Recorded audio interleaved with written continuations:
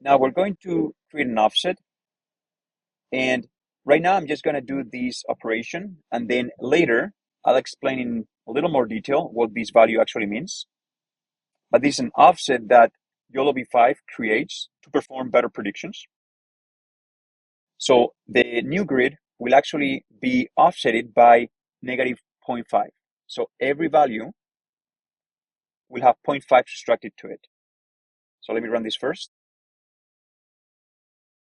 And you can see that the value 0, 0 now is negative 0.5 and negative 0.5. And then similarly, the value 1, 0 now is 0.5 and negative 0.5, and so forth.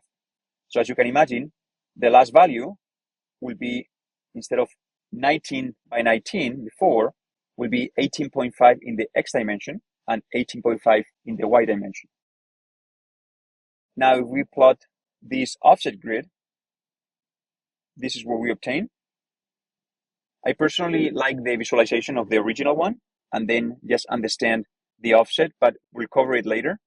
But this is what the current offset looks like after subtracting this 0.5 here on both the x and the y dimension.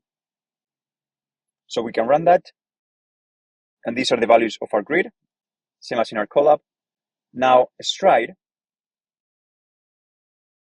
was not defined here, but was defined here at the bottom, right here in that stride. We didn't get into this because our detection model was already built or using YOLOv5L. But basically, our self.stride, we're actually focusing on index 2 for a stride of 32, as we've seen before, stride of 32. So these are our anchors. So here we're defining that, and then we're reshaping it to 3 by 1 by 1.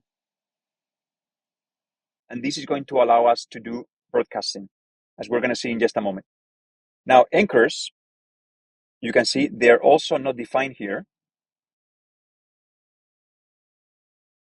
Anchors were defined right here at the bottom. But basically, what these values are the anchors that we see right here. You see, these ones correspond to these ones, and then these ones correspond to this one, and these ones are the ones that, in this case, we are going to use for the 20 by 20 grid, 116 by 90, etc. So let me run this first. All we've done here is these anchors, we've divided them by the stride. So in this case, these ones were divided by 8, these ones were divided by 16, and these ones, which are the ones that we're going to use here in particular, were divided by 32. So you can see 116 divided by 32 is this value. And for example, 90 divided by, again, 32 would be this value. And same with these two. And if we do the inverse of that, the anchors, again, multiplied by the stride, we get the numbers that we had here at the top. This is what this multiplication actually did. The anchors, in this case,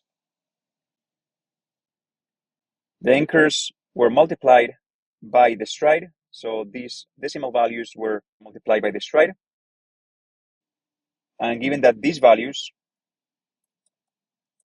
are a 3 by 2, with that view, we're adding these extra dimensions. So 1 by 3 by 1 by 1 by 2. And this is what this is doing. So again, same values, but extra dimensions added. Now that we have these 5 dimensions, we can expand in the same way that here we expanded to the shape. So this, it was our 20 by 20 by 2, and we expanded to this shape. Here, we're expanding it to that shape as well, to 1 by 3 by 20 by 20 by 2. And that way, our anchor grid, as well as our grid, they both have the same dimensions. So grid.shape has this dimension, and anchor grid also has this dimension.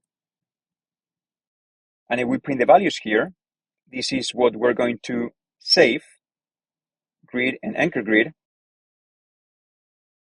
in this function.